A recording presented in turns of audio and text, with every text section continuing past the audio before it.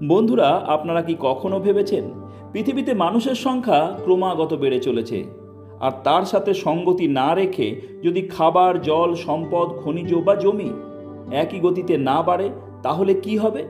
ঠিক এই প্রশ্নটাই করেছিলেন একজন ইংরেজ অর্থনীতিবিদ থমাস রবার্ট ম্যালথাস।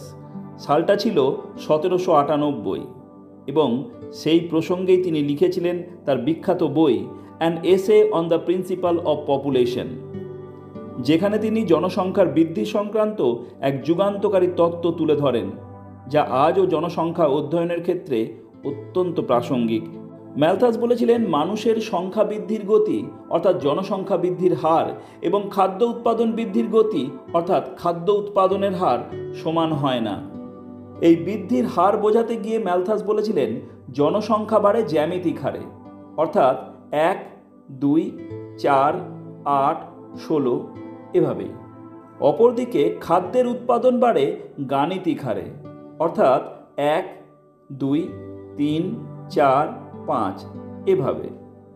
অর্থাৎ মানুষের সংখ্যা যত দ্রুত বাড়ে, খাদ্যের যোগান তার সঙ্গে তাল মেলাতে পারে না।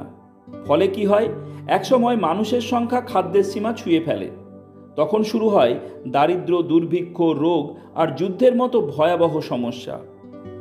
ম্যালথাসের মতে এগুলোই প্রকৃতির নিজস্ব নিয়ন্ত্রণ ব্যবস্থা, যা মানুষকে থামিয়ে দেয় অতিরিক্ত জনসংখ্যা বৃদ্ধির হাত থেকে।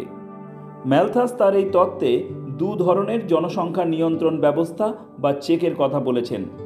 নাম্বার 1, প্রতিরোধমূলক নিয়ন্ত্রণ বা প্রিভেন্টিভ চেক, যেখানে মানুষ নিজেই ইচ্ছে করে জনসংখ্যা নিয়ন্ত্রণ করে, যেমন দেরিতে বিয়ে, ছোট পরিবার, জনসংখ্যা নিয়ন্ত্রণ ইত্যাদি। নাম্বার 2, প্রাকৃতিক নিয়ন্ত্রণ বা পজিটিভ চেক। যদি মানুষ নিয়ন্ত্রণ না করে তাহলে প্রকৃতি নিজেই নিয়ন্ত্রণ করে নেয়, যেমন দুর্ভিক্ষ, যুদ্ধ, মহামারী প্রভৃতির মাধ্যমে। ম্যালথাসের এই তত্ত্ব সে সময় যতটা জনপ্রিয় হয়েছিল, পরবর্তীকালে তার ততই সমালোচনার সম্মুখীন হয়। চলুন দেখে নেওয়া যাক কিভাবে এই তত্ত্ব সমালোচিত হয়েছিল। অনেকের মতে ম্যালথাস তার তত্ত্বে বৈজ্ঞানিক অগ্রগতিকে সম্পূর্ণ উপেক্ষা করেছেন। আজকের যুগে সারের ব্যবহার, সেচ, যন্ত্রপাতি, উচ্চ ফলনশীল বীজ এসবের ফলে খাদ্যের উৎপাদন অনেক গুণ বেড়েছে। তাই ম্যালথাসের সেই গাণিতিক সীমা এখানে আর খাটে না। অনেকের মতে ম্যালথাসের তত্ত্ব প্রাচীন। তিনি তার তত্ত্বে প্রযুক্তি ও শিল্পায়নকে অবহেলা করেছেন। খনিজ বা সম্পদ সীমিত হলেও প্রযুক্তি নতুন উৎস তৈরি করতে পারে। রিসাইক্লিং, পুনর্ব্যবহারের মাধ্যমে সম্পদকে দীর্ঘস্থায়ী করতে পারে, যা তার তত্ত্বে দেখা যায় না। বর্তমান প্রেক্ষিতে ম্যালথাসের এই তত্ত্ব গ্রহণযোগ্য নয়, কারণ সমগ্র পৃথিবী জুড়ে জনসংখ্যা আজ কমছে এবং তার মূল কারণ শিক্ষা, নারী ক্ষমতায়ন, জন্ম নিয়ন্ত্রণ।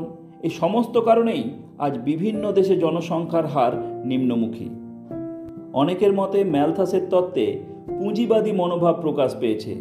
অনেকে বলেন ম্যালথাস আসলে গরিব মানুষের বৃদ্ধি নিয়েই চিন্তিত ছিলেন, যাতে ধনীদের সম্পদে তার ভাগ না পড়ে। সব শেষে বলা যায়, ম্যালথাসের অনেক পূর্বাভাসই পুরোপুরি সত্য হয়নি।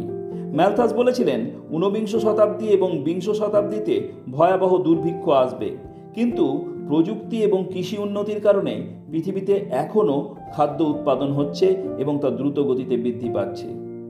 যদিও আধুনিক প্রযুক্তি, বিজ্ঞান তার ভাবনাকে অনেকটা ভুল প্রমাণ করেছে, কিন্তু তবুও আজ যখন পরিবেশ দূষণ, জ্বালানির সংকট, জলবায়ুর পরিবর্তন, জীববৈচিত্র্য হ্রাসের মতো সমস্যাগুলোর দিকে তাকাই, তখন মনে হয় কোথাও যেন ম্যালথাসের তত্ত্বটা সত্য প্রমাণ হচ্ছে।